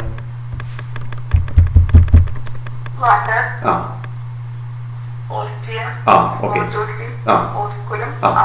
Okay, good. അത്രേ ഉള്ളൂ. ഇനി അഞ്ജലി, അതിന്റെ ഫംഗ്ഷൻ എന്ന് പറഞ്ഞു. എന്താണ് വാട്ടർ ട്രാൻസ്പോർട്ട് സിസ്റ്റത്തിന്റെ ഫംഗ്ഷൻ? വാട്ടർ ട്രാൻസ്പോർട്ട് സിസ്റ്റം എന്തിനാണ് സ്പോഞ്ചസിന് പ്രയോജനപ്പെടുന്നത്?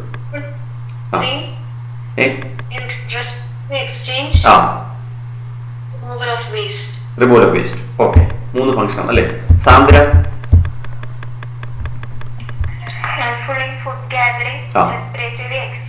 Removal of waste. 3 ഫംഗ്ഷൻ മനസ്സിലായല്ലോ. അതായത് ഒന്ന്, അത് ഫുഡ് ഗാദറിങ്ങിന് ഉപയോഗിക്കുന്നുണ്ട്, റെസ്പിറേറ്ററി എക്സ്ചേഞ്ചിന് ഉപയോഗിക്കുന്നുണ്ട്, അതുപോലെ റിമൂവൽ ഓഫ് വേസ്റ്റിന് ഉപയോഗിക്കുന്നുണ്ട്. അപ്പോൾ 3 ഫംഗ്ഷന് അതിന് ആ രീതിയിൽ നടത്താൻ വേണ്ടി പറ്റും. ആ 3 ഫംഗ്ഷനാണ് നമ്മൾ ഈ പോറിഫറയുടെ കനാൽ സിസ്റ്റം കൊണ്ട് ഉപയോഗപ്പെടുന്നത്.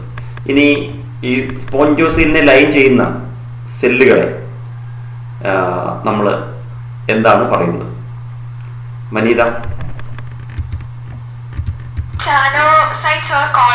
ചാനോസൈറ്റ്സ് or collar cells. Okay, good. Choanocytes അല്ലെങ്കിൽ കോളർ സെൽസ് എന്നാണ് നമ്മൾ ഈ സ്പോഞ്ചോസീലിനെ ലൈൻ ചെയ്യുന്ന സെല്ലിൽ പറയുന്നത് അല്ലേ? ഇനി ഈ ഹെർമാഫ്രോഡൈറ്റ് എന്ന് പറഞ്ഞാൽ എന്താണെന്ന് പറയാം? ഹെർമാഫ്രോഡൈറ്റ്. അഭിജിത്ത്, ഹെർമാഫ്രോഡൈറ്റ് എന്ന് പറഞ്ഞാൽ എന്താ? അഭിജിത്ത്, ഹെർമാഫ്രോഡൈറ്റ്. അഭിജിത്ത് ഇല്ലേ? ഇർഫാന ഉണ്ട്? അഭിജിത്തുണ്ടോ? പറയൂ. Hermaphrodite. Sex are not separate. Okay, അതാണ് നമ്മൾ hermaphrodite. Sexes are not separate. അതായത് സ്പേമും എഗ്ഗും പ്രൊഡ്യൂസ് ചെയ്യുന്നത് സെയിം ഇൻഡിവിജ്വലായി. അതിനെയാണ് നമ്മൾ ഹെർമാഫ്രോഡൈറ്റ് എന്ന് പറയുന്നത്. ഓക്കെ, ഇർഫാന എന്ന് പറഞ്ഞേ. ഇർഫാന.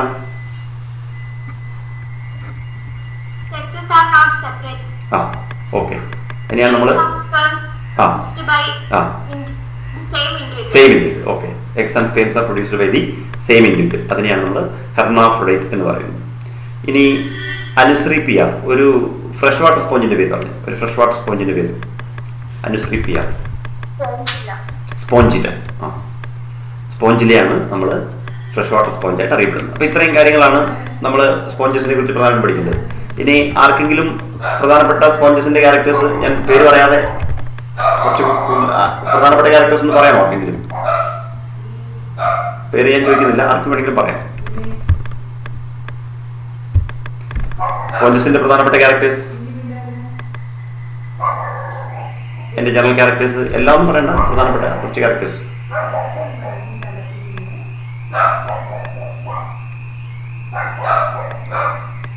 അറിയില്ലേ സ്പോഞ്ചസിന്റെ പ്രധാനപ്പെട്ട characters?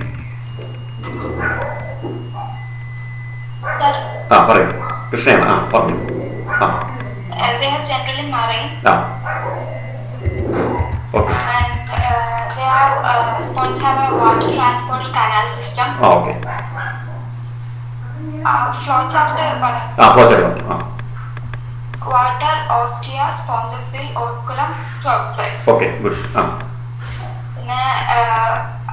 The water transport system is helpful in food gathering, respiratory exit, and removal of waste. Okay. And chanocytes or colocytes line the spongosil. Okay. Then they are hermaphrodite. Hermaphrodite. Sexes are not separate. Okay. Eggs and sperms are produced by the same individual. Okay. And then examples are silicon, spongia, and euphoria. Okay, very good. അത് തന്നെയാണ് നമ്മൾ ഇത്രയാണ് നമുക്ക് പിന്നെ അതിന്റെ പ്രധാനപ്പെട്ട characters എന്ന് പറയുന്നത്. അപ്പോൾ നമുക്കിനി അടുത്ത ഫൈലത്തിലേക്ക് പോകാം. അപ്പോൾ അടുത്ത് നമ്മൾ രണ്ടാമതായിട്ട് പഠിക്കാൻ പോകുന്നത് ഫൈലം സിലിൻഡ്രേറ്റ അല്ലെങ്കിൽ നിഡേറിയ എന്ന് പറയുന്ന രണ്ടാമത്തെ ഫൈലമാണ്. അപ്പോൾ ഈ ഫൈലം സിലിൻഡ്രേറ്റ അല്ലെങ്കിൽ നിഡേറിയ എന്ന് പറയുന്നത് ആദ്യം പറഞ്ഞ പോറിഫറയേക്കാൾ അല്പം കൂടി ഡെവലപ്മെന്റ് ഉള്ള ജീവിയാണ്. നമ്മൾ പറഞ്ഞു, കാരണം എന്താ, ടിഷ്യൂ ലെവലാണ് അതിന്റെ ഓർഗനൈസേഷൻ. നമ്മൾ നേരത്തെ എക്സാമ്പിളിൽ പറഞ്ഞായിരുന്നു.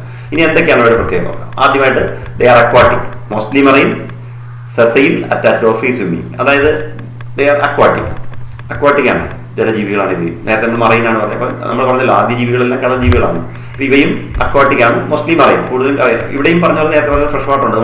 നിങ്ങൾ ഈ സിലിൻഡ്രേറ്റയുടെ എക്സാമ്പിൾ നിങ്ങൾ സ്കൂളിലൊക്കെ പഠിച്ചിട്ടുള്ള ഹൈഡ്ര നിങ്ങൾ പഠിച്ചിട്ടുള്ള ഹൈഡ്ര ഫ്രഷ് വാട്ടർ ആണ്, ശുദ്ധജലത്തിൽ കാണുന്നത്. നമ്മൾ നമ്മുടെ വയലുകളിലും മറ്റും കാണും ഹൈഡ്ര. വെള്ളം വയലുകളിൽ നിന്നൊക്കെ എടുക്കുന്ന വെള്ളം എടുത്തു കഴിഞ്ഞാൽ അതിനകത്ത് നമ്മൾ മൈക്രോസ്കോപ്പിൽ നോക്കുകയാണ് ഹൈഡ്ര കാണും. വളരെ ചെറിയ ജീവികളാണ്. അപ്പോൾ ആ ഫ്രഷ് വാട്ടർ ആയിട്ടുള്ളൂ. പക്ഷേ ഇവിടെ നമ്മൾ മോസ്റ്റ്ലി മറൈൻ എന്നാണ് പറഞ്ഞത്, കൂടുതൽ കടൽജീവികളാണ്. പിന്നെ സെസൈൽ, അതാണ് നമ്മൾ വാക്ക് മനസ്സിലാക്കേണ്ട ഒരു വാക്കാണ്. സെസൈൽ എന്ന് പറഞ്ഞാൽ അറ്റാച്ച്ഡ് ഫോംസ് ആണ്. എന്ന് പറഞ്ഞാൽ എന്താ, എന്തെങ്കിലും ഒരു ഒബ്ജക്റ്റിന് മുകളിൽ അറ്റാച്ച് ചെയ്ത് വളരുന്ന ജീവികളാണ് നമ്മൾ സെസൈൽ എന്ന് പറയുന്നത്. ഇപ്പം നമ്മൾ പായലൊക്കെ കരയിൽ കാണുന്ന ഇത് സിലിണ്ടർ അല്ല, സാധാരണ അറ്റാച്ചിൽ പറയാൻ വേണ്ടി പറഞ്ഞാൽ. ഇപ്പം ചിലപ്പം ഇപ്പോൾ ഈ നിങ്ങൾ കടൽ തീരത്തൊക്കെ പോയിട്ടുണ്ടെങ്കിൽ കാണാം കല്ലിൻ്റെ മുകളിലൊക്കെ പല ചിപ്പി പോലത്തെ സാധനങ്ങളൊക്കെ വളർന്നിട്ടില്ലേ. അങ്ങനെ വരുന്നതിന് അറ്റാച്ച്ഡ് അല്ലെങ്കിൽ സെസൈൽ ഫോംസ് എന്ന് പറയുന്നത്. ഫ്രീ അല്ല, അതിങ്ങനെ ഒഴുകി നടക്കത്തില്ല. പകരം എവിടെയെങ്കിലും അറ്റാച്ച് ചെയ്താൽ അവിടെയുള്ള മരത്തടികൾ പൊങ്ങിക്കിടക്കുന്ന പോലെ കപ്പലുകളുടെ ഉപരിതൽ ബാർണക്കിൾ സൈക്കിൾ കേടുണ്ടാവും.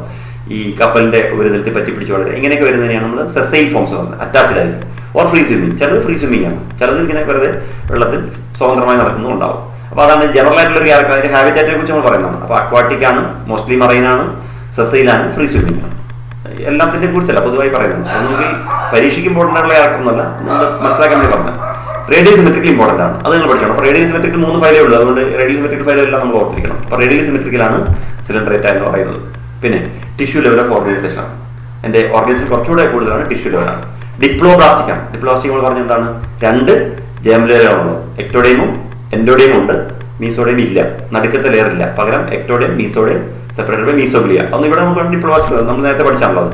ഇനി ഇവിടുത്തെ മറ്റൊരു പ്രധാനപ്പെട്ട ക്യാരക്ടറാണ് the name cnidaria. Derivate from the nidoblast or nidocytes which contain the stinging capsules or nematocytes present on the tentacles. അതിന്റെ വലതുവശത്ത് ഒരു ചിത്രം കൊടുത്തിട്ടുണ്ട്. ആ നിഡോബ്ലാസ്റ്റിന്റെ ചിത്രം നിങ്ങൾ നോക്കിയാൽ അതൊരു ചിത്രം നമുക്ക് കാണാം. നിഡോബ്ലാസ്റ്റ് അതാണ് അവയുടെ പ്രധാനപ്പെട്ട ഈ നിഡേറിയ എന്ന പേര് വരാനുള്ള കാരണമാണ്. എന്താണ്, the name nidaria is derived from the nidoblast or nidocytes. ആ സെല്ലിന്റെ പേരാണ് നമ്മൾ കൊടുത്തിരിക്കുന്ന നിഡോബ്ലാസ്റ്റ് അല്ലെങ്കിൽ നിഡോസൈറ്റ്സ്. പരീക്ഷയ്ക്ക് മുമ്പ് ഒരിക്കൽ ചോദിച്ചിട്ടുണ്ട് ഈ ചിത്രം വന്നിട്ട് ഇത് എന്തിന്റെ ചിത്രമാണെന്ന് ഐഡന്റിഫൈ ചെയ്യും. അതുകൊണ്ട് ഞാൻ പറഞ്ഞ ചിത്രം വരച്ച് പഠിക്കണം എന്ന് പറഞ്ഞതിന്റെ കാരണം അതാണ്. ചിത്രം വരയ്ക്കാനല്ല ചോദിക്കുന്നത്, ഈ ചിത്രം വന്നിട്ട് എന്തിന്റെ ചിത്രമാണെന്നാണ് പരീക്ഷയ്ക്ക് ചോദിക്കുന്നത്. നിങ്ങളെ ചിത്രം നോക്കിയാൽ നമുക്കറിയാം എന്താ അതിന്റെ ആ ചിത്രത്തിന്റെ ആ ശരിക്കും ബൾബ് പോലെ പ്രകാശിച്ചിരിക്കുന്ന ഭാഗത്ത് നിന്ന് മുകളിലോട്ട് നോക്കി ഒരു പുട്ടുകുറ്റി പോലുണ്ടല്ലേ, അങ്ങനല്ലേ കണ്ടാ തോന്നുന്നു. ഒരു പുട്ടുകുറ്റി പോലെ മുകളിലോട്ട് വന്നിട്ട് അതിന്റെ മുകളിൽ നിന്ന് ഒരു താഴോട്ട് തൂങ്ങി കിടക്കുന്ന സാധനം, അത് വളരെ പ്രധാനപ്പെട്ട ഡിഫൻസ് ഓർഗനാണ്. മുള്ളു പോലെ ഇരിക്കുന്നുണ്ടോ അതിന്റെ ആ പുട്ടുകുറ്റിയുടെ ഭാഗത്ത് മുകളിൽ അടപ്പിൽ വരുന്ന മുള്ളു പോലുള്ള ഭാഗങ്ങൾ, താഴെ ഒരു കവറിംഗ് ഉണ്ട്. ഇതാണ് അതിന്റെ സ്ട്രക്ചർ എന്ന് പറയുന്നത്. അപ്പോൾ അത് വളരെ ഇമ്പോർട്ടൻ്റ് ആയിട്ടുള്ള ഒരു ഓർഗനാണ് നിഡേറിയയെ സംബന്ധിച്ചോളം. അപ്പോൾ the name derivate from the cnidoblast or cnidocytes, ആ പേര് ഓർത്തിരിക്കുക. Which contain the stinging cells or nematocyst. അതിനകത്താണ് ഈ സ്റ്റിങ്ങിങ് ക്യാപ്സ്യൂൾസ്. സ്റ്റിങ്ങിങ് എന്ന് പറഞ്ഞാൽ മുള്ളു പോലത്തെ ഭാഗമാണ്. ഇത് ഉപയോഗിച്ചാണ് ഇത് എതിരാളിയെ ആക്രമിക്കുന്നത്. Stinging capsules or nematocysts present on tentacles. ആ താഴോട്ട് തൂങ്ങിക്കിടക്കുന്നത് അതിന്റെ ടെൻഡക്കിളാണ്. ആ ടെൻഡക്കിൾ ഉപയോഗിച്ച് അത് എതിരാളികൾക്ക് മുറിവേൽപ്പിക്കാൻ പറ്റും. അതിന്റെ നിഡോബ്ലാസ്റ്റിന്റെ ഫംഗ്ഷൻ പ്രത്യേകം കൊടുത്തിട്ടുണ്ട്. ഫംഗ്ഷൻസ് ഓഫ് നിഡോബ്ലാസ്റ്റ് എന്താണ്? It is used for anchorage, defence, capture of prey. 3 ഫംഗ്ഷനാണ് ഇതിനുള്ളത്. നമ്മൾ നേരത്തെ വാട്ടർ ക്ലാസ് സിസ്റ്റത്തിന്റെ കാര്യം പറഞ്ഞ പോലെ ഈ ഡിഫൻസീവ് ഓർഗനായ നിഡോബ്ലാസ്റ്റ് ഉപയോഗിച്ച് ആങ്കറേജ് എന്ന് പറഞ്ഞാൽ എന്താ? എവിടെയെങ്കിലും കുറച്ച് നിൽക്കുക. ഞാൻ പറഞ്ഞത് ഇങ്ങനെ സസൈൽ ഫോംസ് ഒക്കെ അല്ലേ, അപ്പോൾ അതിങ്ങനെ ഒഴുകി നടക്കാതിരിക്കാൻ വേണ്ടി എവിടെയെങ്കിലും അതിന് വേണമെങ്കിൽ പറ്റി പിടിക്കാൻ വേണ്ടി ഈ പിന്നെ നിഡോബ്ലാസ്റ്റ് ഉപയോഗിച്ച് വലിച്ച് ഒരിടത്ത് പിടിച്ചിരിക്കാൻ വേണ്ടി പറ്റും. നിഡോബ്ലാസ്റ്റ് ആങ്കറേജ് ആണ്. പിന്നെ ഡിഫൻസ്, പ്രതിരോധമാണ്, എതിരാളിയെ നേരിടാൻ പറ്റും. പിന്നെ ക്യാപ്ചർ ഓഫ് പ്രേ, ഇര പിടിക്കാനും പറ്റും. ഇതൊക്കെയാണ് അതിന്റെ function. Used for anchorage, defence and capture of prey. അപ്പോൾ അത് നമ്മൾ പഠിക്കേണ്ട ഒരു ക്യാരക്ടറാണ്. എന്താണ് നിഡേറിയയെ സംബന്ധിച്ചുള്ള ഏറ്റവും പ്രധാനപ്പെട്ട the name Cnidaria is derived from the cnidoblast or cnidocytes with nematocysts. Nematocysts എന്ന് പറയുന്ന സെല്ലുകളുള്ള നിഡോബ്ലാസ്റ്റ് അല്ലെങ്കിൽ നിഡോസൈറ്റ്സ് ആണ് ഇവയുടെ ഏറ്റവും പ്രധാനപ്പെട്ട ക്യാരക്ടർ. അതുകൊണ്ടാണ് ഇവയെ നമ്മൾ നിഡേറിയ എന്നൊരു പേര് കൊടുത്തിരിക്കുന്നത്. അതിന് ടെൻഡക്കിളിലാണ് ഇവ കാണുന്നത്. ടെൻഡക്കിളിലാണ് ഈ സ്ട്രക്ചേഴ്സ് കാണുന്നത്. നമ്മൾ ഇപ്പോൾ താഴെ കൊടുത്തിരിക്കുന്ന അതിൻ്റെ അവിടെ കുറച്ച് ചിത്രങ്ങൾ കൊടുത്തിട്ടില്ലേ? 2 ചിത്രം കൊടുത്തിരിക്കുന്നതിനകത്ത് കാണാം. അതിൻ്റെ ആ ഏറ്റവും മുകളിൽ നിന്ന് താഴേക്ക് സൈഡിലേക്ക് ഹെയർ പോലെ സ്ട്രക്ചർ പ്രൊജക്ട് ചെയ്യുന്നതെല്ലാം അതിൻ്റെ ടെൻഡക്കിൾസ് ആണ്. അതിലാണ് ഈ നിഡോബ്ലാസ്റ്റ് ഓർ നിഡോസൈറ്റ്സ് കാണുന്നത്. അത് വളരെ പ്രധാനപ്പെട്ട ഒരു ഓർഗനായിട്ട് ഓർത്തിരിക്കുക. നിഡേറിയയ്ക്ക് നിഡേറിയ എന്ന പേര് വന്നത് ഈ നിഡോബ്ലാസ്റ്റ് ഉള്ളതുകൊണ്ടാണ്, അല്ലെങ്കിൽ നിഡോസൈറ്റ്സ് ഉള്ളതുകൊണ്ടാണ്. അത് നമ്മൾ ഓർക്കുക. അതിന്റെ ഫംഗ്ഷൻ ഓർക്കുക. It is used for anchorage, defence and capture of prey. ഈ ഒരു ക്യാരക്ടർ സിലിണ്ടറിനെ സംബന്ധിച്ച് വളരെ പ്രധാനപ്പെട്ടതാണ്. ഇനി they have a central gastrovascular cavity with a single opening mouth or hypostome. ഇത് നമ്മൾ നേരത്തെ പറഞ്ഞ ഇൻകംപ്ലീറ്റ് ഡൈജസ്റ്റ് നമ്മൾ പറഞ്ഞിരുന്നു. പക്ഷേ ഇവിടെ ഡൈജസ്റ്റ് ഇല്ലാത്തതുകൊണ്ട് അത് പറയുന്നത് ടിഷ്യൂ ലെവലിൽ മാത്രമേ ഉള്ളൂ. പക്ഷേ ഇവയ്ക്ക് ഒരു ഒറ്റ ഓപ്പണിംഗ് മാത്രമേ, ശരീരത്തിന്റെ മുകൾ ഭാഗത്തായിരിക്കും ഓപ്പൺ. ആ താഴത്തെ ചിത്രം കണ്ടാൽ അറിയാം, അതിന്റെ മുകളിൽ താഴെ നമ്മൾ ഒന്നാമത്തെ ചിത്രത്തിൽ ഒരു സിലിണ്ടർ പോലുള്ള ജീവിയെ കാണുന്നില്ലേ? ആ ജീവിയുടെ മുകളിലിട്ടത് കാണാൻ അതിന്റെ നടുക്കായിട്ടൊരു കറുപ്പ് കാണുന്നില്ലേ? അതതിന്റെ ഹൈപ്പോസ്റ്റോമാണ്. അങ്ങനെ അതിനെയാണ് നമ്മൾ ഹൈപ്പോസ്റ്റോം എന്ന് പറയുന്നത്. മൗത്തിന് പകരമുള്ള ഒരു ഭാഗമാണ് ഹൈപ്പോസ്റ്റോം. അപ്പോൾ അതിന് ഒരു സെൻട്രൽ അകത്തൊരു ഗാസ്ട്രോവാസ്കുലർ ക്യാവിറ്റി, നമ്മൾ നേരെ സ്പോഞ്ചോസി എന്ന് പറഞ്ഞാൽ ഇവിടെ ഒരു ഗാസ്ട്രോവാസ്കുലർ ക്യാവിറ്റിയാണ്. ആ ക്യാവിറ്റിക്ക് ഒരു ഓപ്പണിംഗ് മാത്രമേ ഉള്ളൂ, ഹൈപ്പോസ്റ്റോം മാത്രം. പിന്നെ ഡൈജഷൻ ഈസ് എക്സ്ട്രാ സെല്ലർ, ഇൻട്രാസെല്ലർ. 2 തരത്തിലുള്ള ഡൈജഷൻ ഉണ്ട്, എക്സ്ട്രാ സെല്ലർ, ഇൻട്രാസെല്ലർ ഡൈജഷൻ. ശരീരത്തിന് സെല്ലിനുള്ളിൽ വെച്ചും പുറത്ത് വെച്ചും ഡൈജഷൻ ഉണ്ട്. Some of the Cnidarians, example corals, have a skeleton composed of calcium carbonate. ഇനി ചില നിഡേറിയൻസ് അല്ലെങ്കിൽ സെന്റേറ്റിലാണ് കോറൽസ് എന്ന് പറയുന്നത്. കോറൽ എന്ന് പറഞ്ഞാൽ ഞങ്ങൾ പഠിച്ചിട്ടില്ല, പവിഴക്കുറ്റികൾ കണ്ടില്ലേ? നമ്മൾ ഈ ആനിമൽ പ്ലാന്റ് ഒക്കെ കാണുന്നത് വളരെ മനോഹരമായ കടലിനടിത്തട്ടി കാണുന്ന ജീവജാലങ്ങളിൽ ഭൂരിഭാഗവും ഈ സിലിണ്ടറേറ്റ്സ് ആണ്. നമ്മൾ നല്ല കളർഫുൾ ആയിട്ടുള്ള ഒരുപാട് ജീവികൾ നമുക്ക് കടലിനടിത്തട്ടി കാണും. അവയെല്ലാം തന്നെ കൂടുതൽ നിഡേറിയൻസ് ആണ്. അവിടെയാണ് ഈ കോറൽസ് രൂപം കൊള്ളുന്നത്, പവിഴക്കുറ്റികൾക്ക് രൂപം കൊള്ളുന്നത്. വളരെ വിലപിടിപ്പുള്ള വസ്തുക്കളാണ് കോറൽസ്. നിങ്ങൾക്ക് അറിയാമല്ലോ, വളരെ വിലപിടിപ്പുള്ളതാണ് പവിഴം. ആ പവിഴമൊക്കെ ഈ ഗ്രൂപ്പിൽ വരുന്നതാണ്. അതിന്റെ skeleton made up of calcium carbonate ഉണ്ടാക്കിയതാണ് ഈ കോറൽസിന്റെ സ്കെൽറ്റൻ, അവയുടെ അസ്ഥികൂടം പോലുള്ള ഭാഗങ്ങൾ. ഇതെല്ലാം നമ്മൾ ഓർക്കുക. ഈ അസ്ഥികൂടം എന്ന് പറയുമ്പോൾ എപ്പോഴും നമ്മൾ നമ്മുടെ അസ്ഥികൂടമായിട്ട് കൺസിഡർ ചെയ്തത് ശരീരത്തിന് പുറത്തുള്ള അസ്ഥികൂടമാണ് നമ്മൾ ഇവിടെ പറയുന്നത്. നമ്മുടെ ശരീരത്തിന്റെ അസ്ഥികൂടം അകത്താണ് കാണുന്നത്, ഇത് പുറമേ. അതാണ് ഉദ്ദേശിച്ചത്. പിന്നെ നിഡേറിയൻസിന്റെ വളരെ പ്രധാനപ്പെട്ട മറ്റൊരു ക്യാരക്ടറാണ് cnidarians exhibit 2 basic body forms called polyp and medusa. ഇത് നിങ്ങൾ പഠിച്ചു വെക്കേണ്ട മറ്റൊരു ക്യാരക്ടറാണ്. Cnidarians exhibit in 2 forms. അതിന് ബേസിക് ഫോംസ് 2 എന്താണ്? Polyp and medusa. പോളിപ്പ് എന്നും മെഡുസ എന്നും അറിയപ്പെടുന്ന 2 ഭാഗങ്ങളായിട്ടാണ്, അല്ലെങ്കിൽ 2 സ്ട്രക്ചേഴ്സ് ഇവയുടെ ശരീരത്തിൽ നമുക്ക് കാണാം. അതിൽ ദ പോളിപ്പ് എന്ന ഭാഗമാണ് ഈ സെസൈൽ ആൻഡ് സിലിണ്ടറിക്കൽ. നമുക്കിവിടെ ആ പോളിപ്പ് ചിത്രത്തിൽ കാണാം. ചിത്രത്തിൽ ഒരു ഭാഗം കാണുന്നുണ്ട്. നിങ്ങൾ ആ പോളിപ്പ് രൂപത്തിലുള്ള ഒരു ജീവിയും അതിന്റെ ഡയഗ്രമാറ്റിക് റെപ്രസെന്റേഷൻ ആണ് താഴത്തെ ചിത്രത്തിൽ കൊടുക്കുന്നത്. ഒരേ ചിത്രം തന്നെ താഴെ മുകളിൽ കൊടുത്തിട്ടുണ്ടല്ലോ. മുകളിൽ കൊടുത്തിരിക്കുന്ന യഥാർത്ഥ ജീവി, അതിന്റെ താഴെ കാണുന്ന അതിന്റെ ഒരു ബേസിക് ബോഡി ഫോംസ് കൊടുക്കാൻ വേണ്ടിയാണ് ആദംസിയ എന്ന് പറയുന്ന ജീവിയാണ് കൊടുത്തിരിക്കുന്നത്. അത് പോളിപ്പാണ്. അപ്പൊ പോളിപ്പിന്റെ പ്രത്യേകത സെസൈലാണ്. നേരത്തെ നമ്മൾ പറഞ്ഞു അറ്റാച്ച്ഡ് ആണ്. എന്തെങ്കിലും അതിന്റെ താഴെ കാണുന്നില്ലേ? ആ മുകളിലത്തെ ചിത്രത്തിൽ കാണാം താഴെ ഒരു സാധനം കാണുന്നത്, അത് അറ്റാച്ച് ചെയ്യാൻ വേണ്ടിയിട്ടാണ്. The polyp is sessile and cylindrical form. പക്ഷേ ഷേപ്പ് സിലിണ്ടറിക്കലാണ്. ഹൈഡ്രയും ആദംസിയും ഒക്കെ പോളിപ്പിന് എക്സാമ്പിളാണ്. ഹൈഡ്ര, ആദംസിയ എന്നിവയാണ് പോളിപ്പ് എന്ന് പറയുന്നത്. ഇനി the medusa is umbrella shaped. രണ്ടാമത്തെ കണ്ടില്ലേ, കുട പോലെ ഇരിക്കുന്ന സാധനം. The medusa is umbrella shaped and free swimming. അത് സ്വതന്ത്രമായി സഞ്ചരിക്കുന്നതാണ്. Like Aurelia or jellyfish. അതിന് എക്സാമ്പിളാണ് ഒറീലിയ. ഒറീലിയ എന്ന ജീവിയാണ് കൊടുത്തിരിക്കുന്നത്. ജെല്ലി ഫിഷ് എന്ന് പറയുന്ന ജീവിയും അതിന് എക്സാമ്പിളാണ്. ഇത് നമ്മൾ പഠിച്ചു വയ്ക്കുക. അതായത് ഇത് വളരെ ഇമ്പോർട്ടൻ്റ് ആണ് നമുക്ക്. എന്താണ് ഇതിലാണ് നമ്മൾ വ്യത്യാസം. Cnidarian exhibit in 2 basic body forms. ചിലപ്പോൾ ഈ ചിത്രം നിങ്ങളോട് ഐഡന്റിഫൈ ചോദിക്കാം. ഈ പോളിപ്പിൻ മെഡിസിൻ്റെ താഴത്തെ ഡയഗ്രമാറ്റിക് റെപ്രസെൻറ്റേഷൻ വന്നിട്ട് അതിൽ ഏതാണ് പോളിപ്പ് ഏതാണ് മെഡിസിൻ ചോദിക്കാം. എന്തായാലും അത് നന്നായി പഠിച്ചു വെക്കുക. ആ പോളിപ്പിന്റെ മെഡിസിൻ ചിത്രം വരച്ചു പഠിക്കണം. എന്താണ് അതാണ് വ്യത്യാസം? ദ പോളിപ്പിന്റെ പ്രത്യേകത the polyp is sessile and cylindrical. Polyp സെസൈലും സിലിണ്ടറിക്കലാണ്. അതേസമയം medusa umbrella shaped and free swimming. രണ്ടും ഓപ്പോസിറ്റ് ക്യാരക്ടറാണ്. സെസൈൽ ആൻഡ് സിലിണ്ടറിക്കലാണ് പോളിപ്പ്, പക്ഷേ അംബർല ഷേപ്ഡും ഫ്രീ സ്വിമ്മിങ്ങുമാണ് മെഡിസ. അതുപോലെ എക്സാമ്പിൾ പോളിപ്പിന്റെ എക്സാമ്പിളാണ് ഹൈഡ്രയും ആദംസിയും. മെഡിസിക്ക് എക്സാമ്പിളാണ് ഒറീലിയ. ഇത് എക്സാമ്പിൾ നമ്മൾ ഓർത്തിരിക്കുക. അപ്പോൾ ഇങ്ങനെ പോളിപ്പ് മെഡിസ എന്നിങ്ങനെ 2 തരം ബേസിക് ബോഡി ഫോംസ് ആണ് നമ്മൾ സിലിണ്ടറിൽ കാണുന്നത്. ഇത് സിലിണ്ടറിന്റെ ഒരു പ്രധാനപ്പെട്ട ക്യാരക്ടറാണ്. ഇനി Cnidarians which contain exist in both forms except alternate generation of metagenesis. ഇങ്ങനെ ഈ പോളിപ്പും മെഡിസയുമുള്ള എല്ലാ സിലിണ്ടേഴ്സിലും ഇത് കാണുന്നില്ല. ഇപ്പൊ ഹൈഡ്രയിലൊന്നും ഇത് രണ്ടുമില്ല. പോളിപ്പ് ആണെങ്കിലും മെഡിസ ഇല്ല അവിടെ. ചില ജീവികൾ Cnidarians which exist in both forms except alternate generation of metagenesis. ഇങ്ങനെ രണ്ടും ഉണ്ടെങ്കിൽ അതിനെയാണ് നമ്മൾ ഓൾട്ടർനേറ്റ് ജനറേഷൻ ഓഫ് മെറ്റാജെനിസിസ് എന്ന് പറയുന്നത്. അതിന്റെ പേരാണ് alternate generation of metagenesis. Example polyp produce medusae asexually and medusae from polyp sexually. ആ വ്യത്യാസം നിങ്ങൾക്ക് നോക്കിയാൽ മനസ്സിലാവല്ലോ. പോളിപ്പ് പ്രൊഡ്യൂസ് മെഡിസെ, പോളിപ്പ് ആണ് മെഡിസ ഉണ്ടാക്കുന്നത്. എങ്ങനെയാണ്? സെക്ഷലി, സെക്ഷൽ റിപ്രൊഡക്ഷൻ വഴി. പിന്നീടോ medusa from polyp sexually, medusa polyps ഉണ്ടാകും സെക്ഷലി ആയിട്ട്. അത് ചിലപ്പം ആ ഒരു സെന്റൻസ് നിങ്ങൾ പഠിച്ചു വെക്കണം. ചിലപ്പം ഒരു അതിനകത്ത് ഈ സെക്ഷൽ അസെക്ഷൽ റീപ്രൊഡക്ഷൻ അങ്ങോട്ടും ഇങ്ങോട്ടും കൺഫ്യൂഷൻ ആയതുകൊണ്ട് പരീക്ഷയ്ക്ക് വരുന്നത്. അതിന് എക്സാമ്പിളാണ് ഒബീലിയ എന്ന് പറയുന്ന ഒരു ജീവി ഈ ഗ്രൂപ്പിൽ വരുന്നതാണ്. ആ ജീവിയിൽ ഈ ഓൾട്ടർനേഷൻ ജനറേഷൻ ഉണ്ട്, അല്ലെങ്കിൽ മെറ്റാജെനിസിസ് ഉണ്ട്. മെറ്റാജെനിസിസ് എന്നുള്ളതും പഠിക്കണം.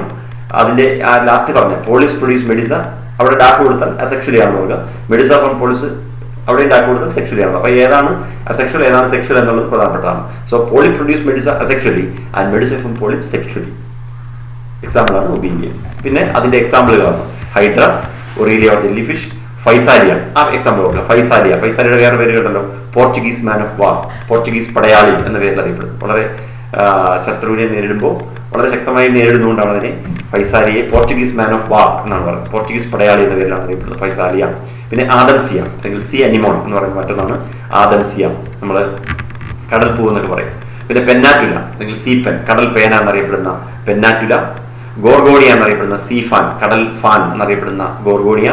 മിയാൻഡ്രിന എന്നറിയപ്പെടുന്ന ബ്രെയിൻ കോറൽ, നമ്മുടെ തലച്ചോറിന്റെ ഒക്കെ ഷേപ്പുള്ള മിയാൻഡ്രിന ബ്രെയിൻ കോറൽ എന്നറിയപ്പെടുന്നത്. അത് നമ്മൾ ഇത്രയും എക്സാമ്പിളുകളാണ് നമുക്ക് ഈ ഫൈലത്തിനെ കുറിച്ച് പഠിക്കാനുള്ളത്. Hydra, Aurelia, Physalia, Adamsia, Pennatula, Gorgonia, Meandrina. ഇതെല്ലാം വേറെ പേരുള്ളത് കൊണ്ട് ഈ പേരുകളും പഠിച്ചു വെക്കണം. അപ്പോൾ കുറച്ച് പേരുകളൊക്കെ പഠിക്കുമ്പോൾ നമുക്ക് ഇത്തിരി ബുദ്ധിമുട്ട് തോന്നിയാലും അത് 2 പ്രാവശ്യം വായിച്ചു കഴിയുമ്പോൾ ശരിയാകാം.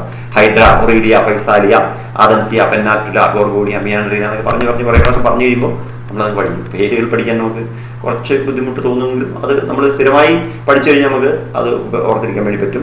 പിന്നെ ചിലപ്പോൾ നമുക്ക് ഇപ്പോൾ പോർച്ചുഗീസ് മാൻ ഓഫ് എന്നറിയപ്പെടുന്ന ജീവി ഏത് എന്നൊക്കെ ചോദിച്ചാൽ നമുക്ക് അറിയണം. അപ്പോൾ ഫൈസാലിയ ആണെന്ന് അറിയണമെങ്കിൽ നമ്മൾ ആ പേരും പഠിച്ചേ പറ്റുള്ളൂ.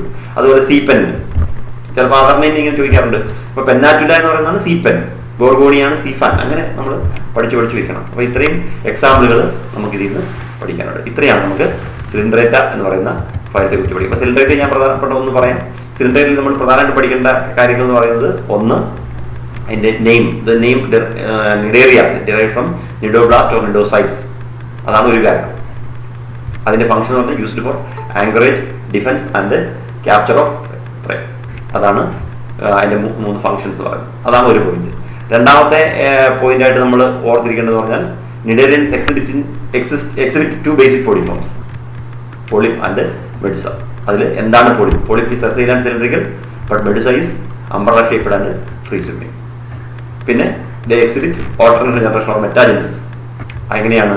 Polyp produce medusa asexually and medusa produce polyp sexually. പിന്നെ എക്സാമ്പിളുകൾ. ഇത്രയും കാര്യങ്ങൾ ആണ് നമ്മൾ ഇതിനകത്ത് പരീക്ഷയ്ക്ക് വേണ്ടി നമുക്ക് ഇമ്പോർട്ടൻ്റ് ആയിട്ട് പഠിച്ചു വെക്കേണ്ടത്. അപ്പോൾ ഇത് ഞാൻ പറഞ്ഞല്ലോ, ഇതിനകത്ത് ആ നിഡോബ്ലാസ്റ്റിന്റെ ചിത്രം നമ്മൾ ഐഡന്റിഫൈ പഠിക്കണം. അതുപോലെ പോളിപ്പ് മെഡിസ ആ ചിത്രവും നമുക്ക് കണ്ടു കഴിഞ്ഞാൽ തിരിച്ചറിയാൻ വേണ്ടി പറ്റണം. ഇത്രയും കാര്യങ്ങൾ നമ്മൾ നിഡേറിയൻസിനെ കുറിച്ച് പഠിക്കാനുള്ളത്. അപ്പോൾ ഞാനിത് ചിലരോട് ചോദിക്കാം, നിങ്ങളൊന്ന് അതിനെക്കുറിച്ച് പറയുക. എന്തൊക്കെയാണ് നിഡേറിയൻസിന്റെ പ്രത്യേകത എന്ന് പറഞ്ഞാൽ മതി.